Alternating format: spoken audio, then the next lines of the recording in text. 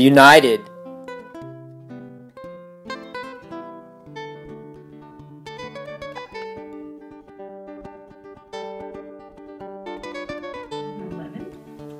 And in many ways, the making of the movie, the bringing together a pan-Arab cast, international crew, just as the so-called Arab Spring was sort of happening.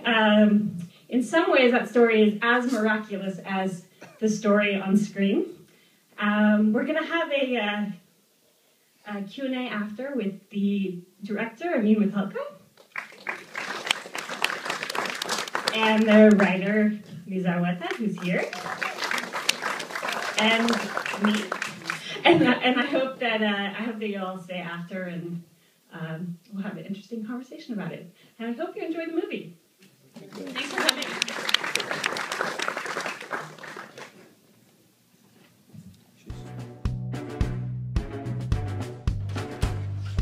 عمي النوادي كلها. انت مستحيل. وروني مهاراتكم.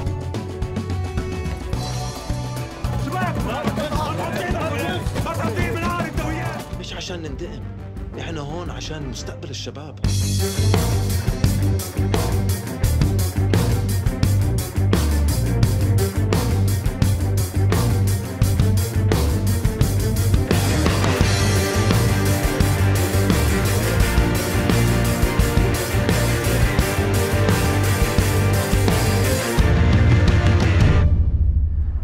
خلي عندك ثقة فينا.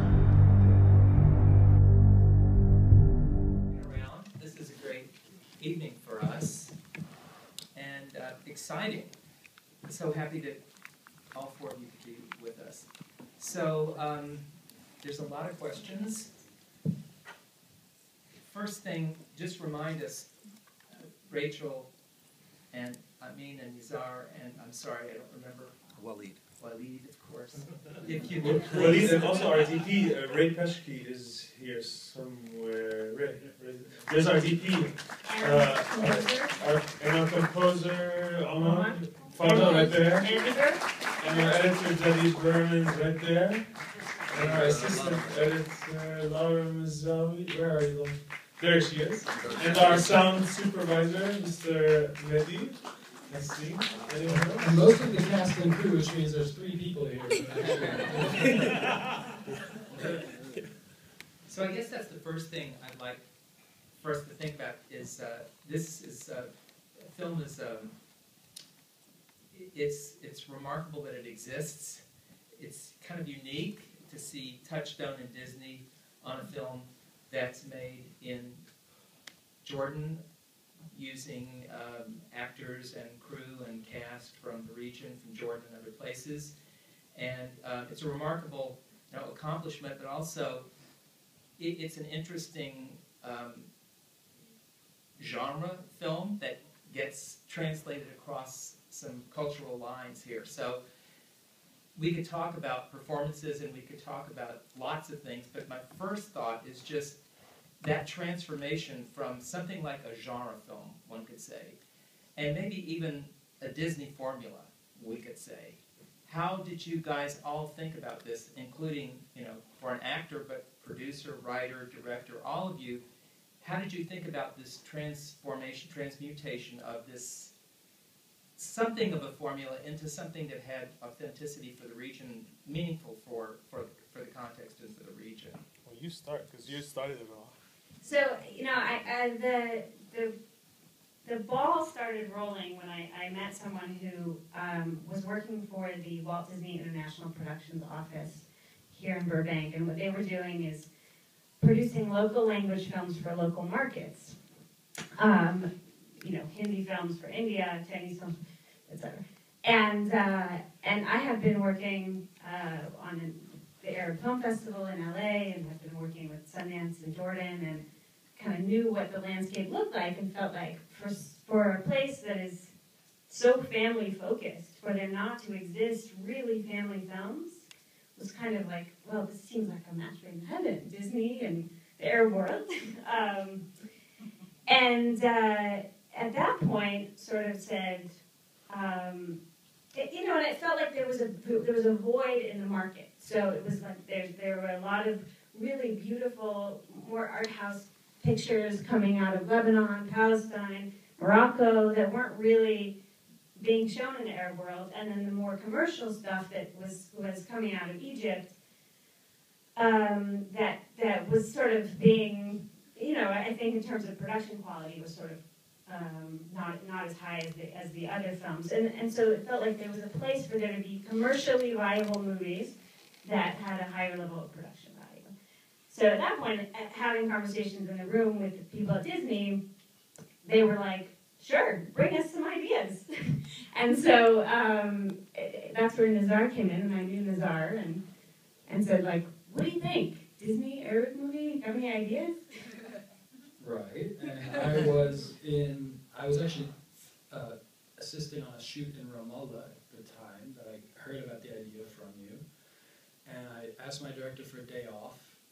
And to answer your question most directly, I think it wasn't hard at all to make the fit happen, because, as Rachel said, Arabs love family, they love food, and they love soccer. That's pretty much it. And that was pretty much my pitch too.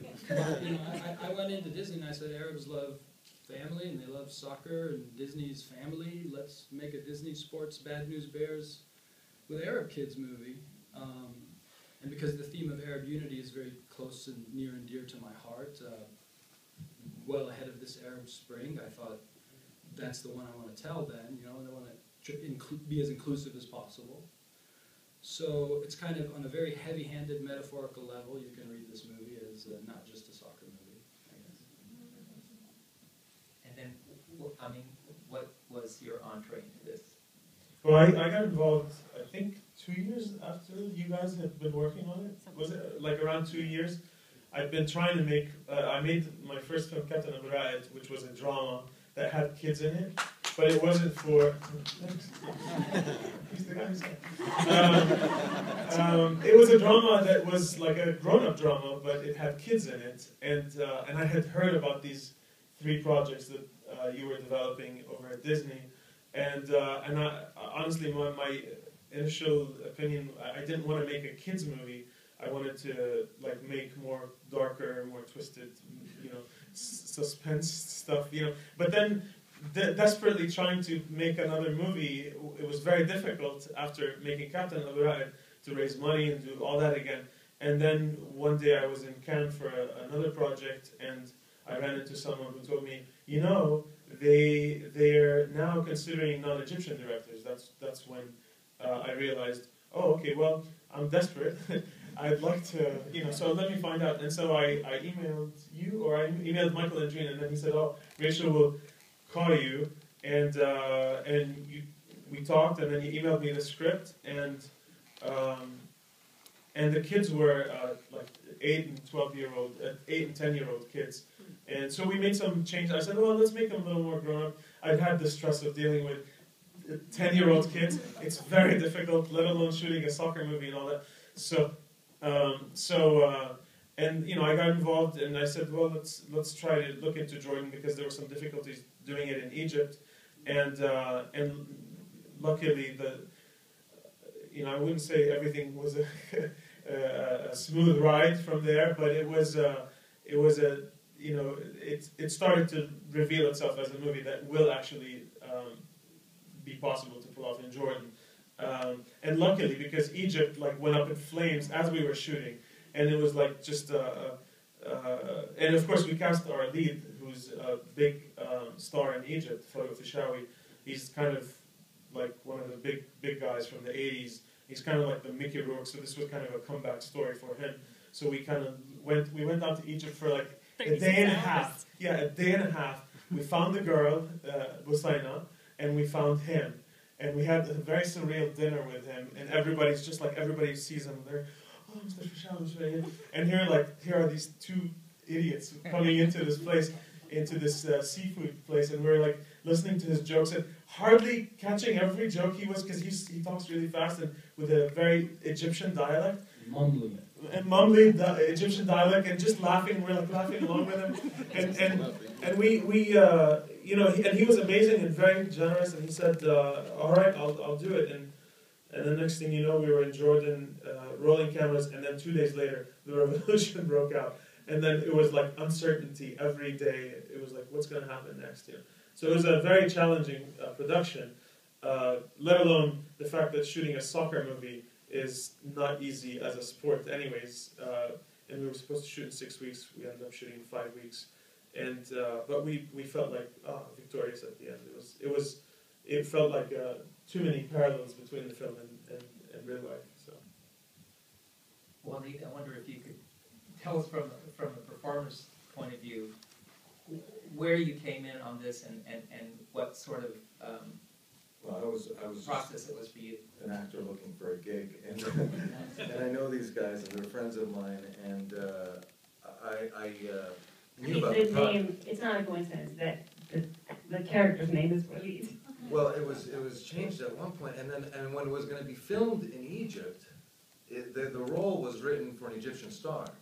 So the political situation in Egypt kind of helped me out, because then we had to switch to Jordan, and then so there was a change in the script to make the character half Egyptian, half Palestinian, and I was like, yes. And then you know, and you're like the metaphor of the movie, anyways, because like your character's like right. a blend of Palestinian, Egyptian, and it was. I remember there was a really nice argument that Rachel and Amin had to Disney was, wouldn't this pan-Arabism theme be stronger coming from a Palestinian? And it worked, and they liked the idea, and I also liked the fact that he was half Egyptian, half Palestinian, so it wasn't heavy-handed on the Palestinian side, and there was this lightness about him. And I remember the first screen test that I did, because you know, even though these guys were my friends, I had to still screen test for Disney. And the first screen test I did, it was way too serious. And I remember Amin in pre-production in Jordan calling me up going, what the hell did you do? And he goes, do it over. And he goes, this character is just so much more fun. And really that's where I kind of found a lot of the character. I remember reading the script months before, and I just loved the script because to me it was very funny, and it was also, there was a lot of heart in it. And this, you know, Arab unity that Nizar talked about, I remember at your wedding, he told me, he's like, you know that scene where he's talking to Adli and he's talking about, you know, we keep going backwards and I want to go forward. He's like, I was thinking of you when I wrote that scene, so he's like, you got to get the role. But that actually really, it really helped me and inspired me because it is something that's very close to my heart as well.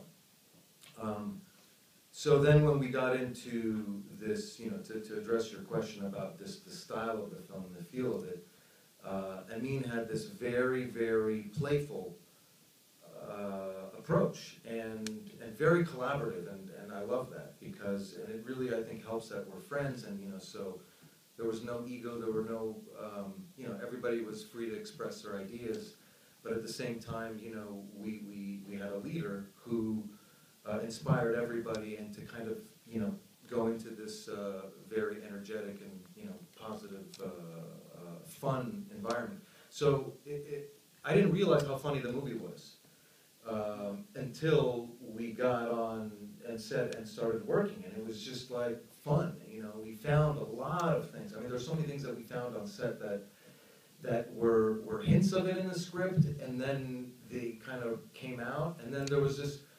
I didn't even realize this when we were shooting. There was this like very kind of was it Tony Scott kind of feel to it. Just kind of, or like this. Yeah, the style is shifted. But Something like that. There was a lot of improvising, like funny moments, you know, funny moments of comedy in the real life stuff.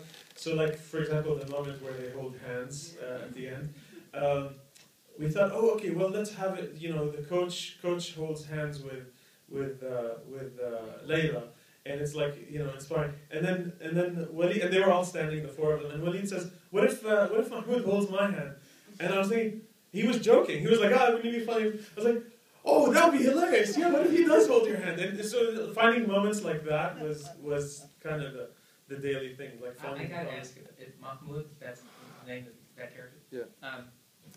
He reads as gay to my eye, and I'm wondering what happens in the region around that, because I think there are different expectations and different kind of standards. So Yeah, somebody help. yes. How did you write them, and then what's the mutation as? So that's not the first time we've heard this comment, and we've heard that comment, but also in a slightly more judgmental way, that the movie was making fun of him and making fun of gayness or making fun of his gayness. So what I'll say is this: the character was written to be the buffoon character. There was definitely no intention in the screenplay, regarding his gender preference, not at all. But he was this buffoonish character played by a very comedic gay actor, and he brought that energy to the character. And on set, not just on set, but I really think most Middle Eastern Arab audiences would view him more as the silly buffoon character that he was written as, and wouldn't take those sorts of overtones.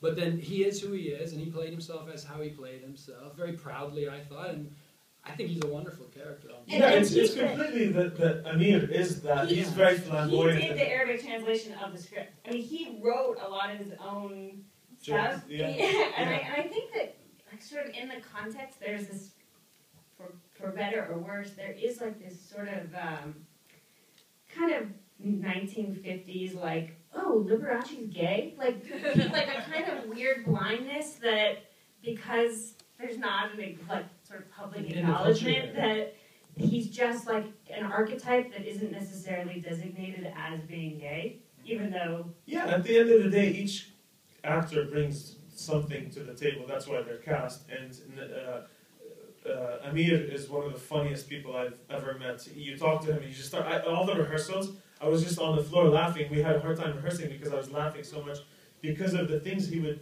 do and say, and we found him in Qatar, in Doha. Even though he's Egyptian, he grew up in Qatar at the film festival, and he did this very funny, how at film festivals there's like intros to movies, and he did this, he acted in one of the intros. I was like, oh, I have to cast him in something one day. And when this movie happened, it was actually a challenge to cast him, because, do you remember? They were like, no, he has to be a local from Egypt. And I'm like, no, this guy is like, he's really funny. We have to bring him from Qatar, and all kinds of negotiations happened. But he was worth it because he's so funny. And so it has nothing to do with a statement. It's just a reflection of his mannerisms and his nature. He's just such a funny guy. So it may be interpreted as making fun of someone, but it's not. I wasn't inferring that at all, and I didn't feel that. I thought he was a great character, actually, but I just was getting at this question about different kind of cultural readings, which I want to kind of pursue a little bit more here, because it's one of the most fascinating things, really, about your film, how an American audience would respond versus how, let's say, I don't think one could say there's a pan-regional response, because you've got one of each, it's a sort of almost like an old Hollywood war film, World War II film. You got one from Brooklyn and one from Texas, right? I mean, it's kind of like...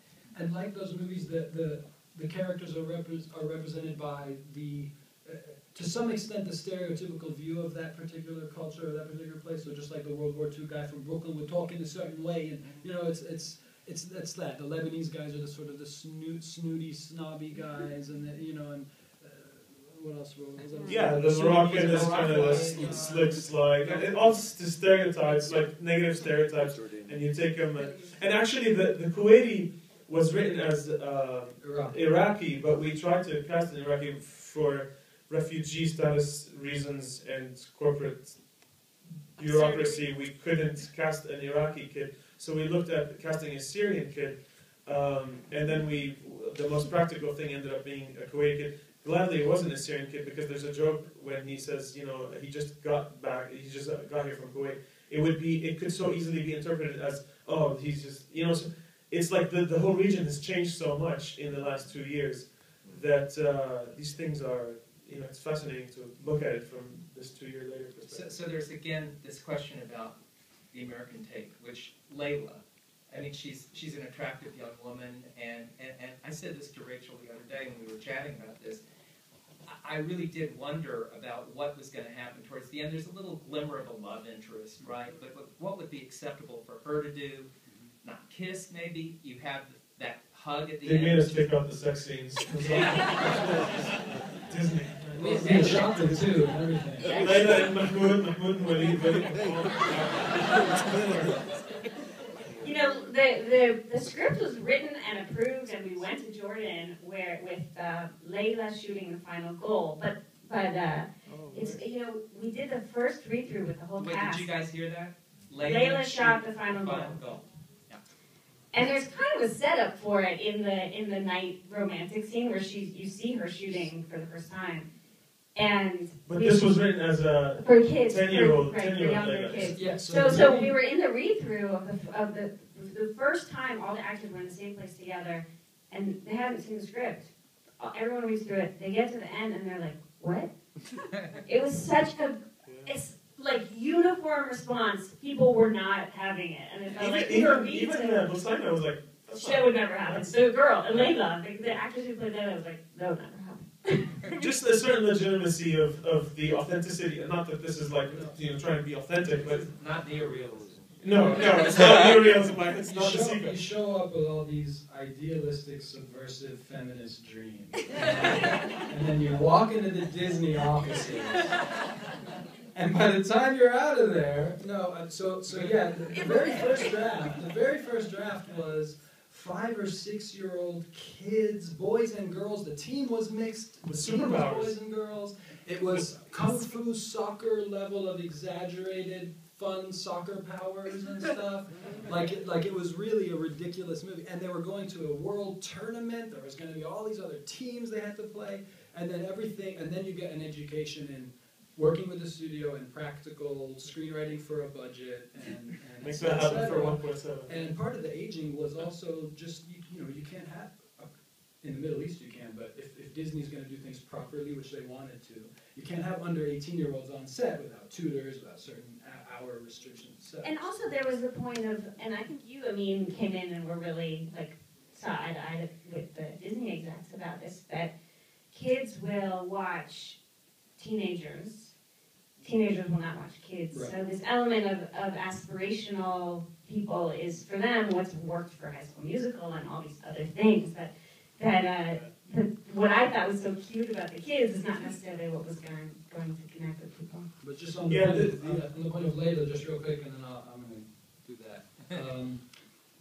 The very first image I got in my head when envisioning this story was a 12-year-old Egyptian girl with a hijab stepping timidly onto a field and all these people cheering her.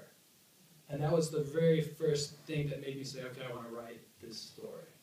And so you see how far, I'm very happy and very proud with the movie we made. This is just very different than the movie we started to make, years and years before, and that's making How much do you have in the budget for extras? All right, so friends and family game. All right, so it counts for a lot. So we have to make all kinds of changes to meet the budgetary constraints. But yeah, definitely. And the image of the hijab girl, I come in like 2 years later, I'm like, these are, I don't know, kids, they want to go see someone sexy, they want to go see someone, but then he's like, and so there was a lot of back and forth. And in the end, we got to, I feel like we're lucky, we got to pull it off, and hopefully, like kids will see it and feel like, oh, there's role models with these players. And who, talk about, I know this is not easy and it's not necessarily your decision to make, but this is a film that needs to be seen, right? It needs to find its audience, and especially in the region. And so could you explain what lies ahead in terms of distribution and exhibition? I know.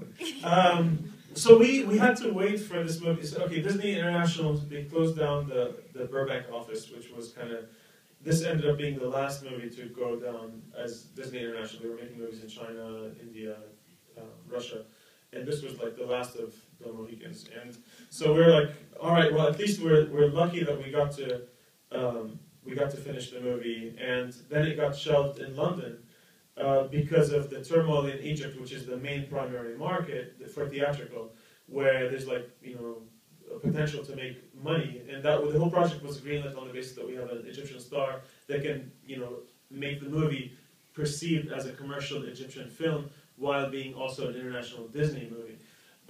So it's like a hybrid of those things. Well, Egypt, waiting for Egypt, it's still bad for cinema right now as far as box office grosses. So finally, we found by coincidence that the movie was dubbed in Italian and out in iTunes Italy. What? Waleed's like talking Italian. And we're like, what's going on? So we call up the one contact left that we have in Disney UK, and they're like, oh yeah, and then you got right. word. We found this sort of a random friend who worked in Disney doing selling international TV deals, and she's like, yeah, we sold it to 80 countries. Like, what? No one told us anything. So we're kind of always fishing for information. What's happening with the film? And what we did find out finally is that it is actually going to broadcast on TV. It played on pay-per-view a couple months ago, and now in the Middle East, and now it's broadcasting on Showtime Arabia next month. And then they have a pan-Arab deal. But it's you want this movie to be a big screen experience. Those community moments where people come together and they watch a film.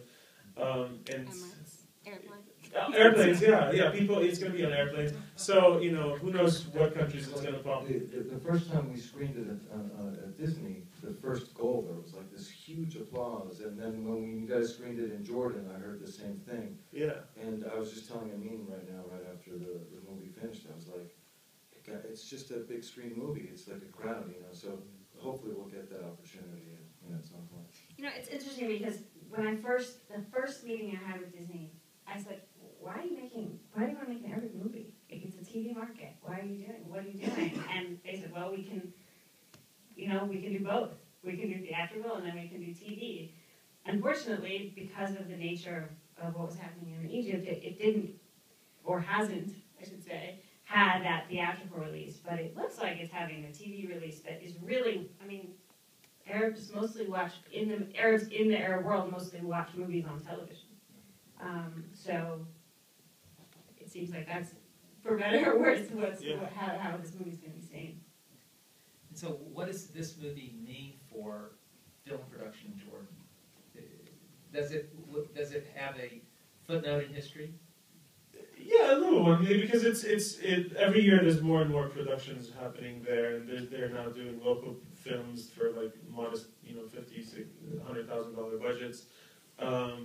This counted for a lot because we were bringing people from across the region, So this was kind of special that we got to do it. But isn't it also one of the first Arab films that does that? Right? It might be the first, one of the first pan-Arab films, yeah. Marketing angle. Let's call this. It's definitely special in our own way, but you hope people will discover it on TV, and then it will be recognized a little bit more widely. But until that happens, it's you make a movie, you pour your soul into it, you feel like you came out of war after you're done, and then you the world is waiting for it, and then it's crickets, nobody cares. At the end, someone will, the kids will, hopefully, and maybe in schools. I'm still an optimist, so I hope people will, actually. Well, I really think, I want to open it up, let people ask questions, but I just want to say that despite whatever physical and financial limitations you may face in making the film, and there are a few things that come through. The one that I find most amusing, really, is just when you cut away to the French audience.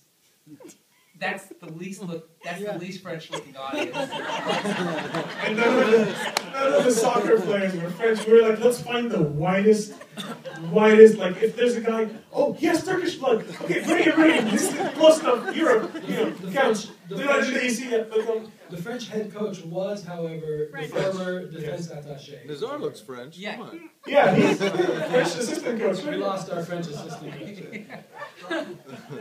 But yeah, we were grasping at straws for some things, and it was many limitations making the film. So you kind of have to shut your imagination a little. Which, by the way, just a note on that: the tone being more comedic gives that permission a little bit. So it was kind of a conscious thing. All right, knowing that we have those limitations, let's just have fun with it, and the audience will forgive some of those things. You hope.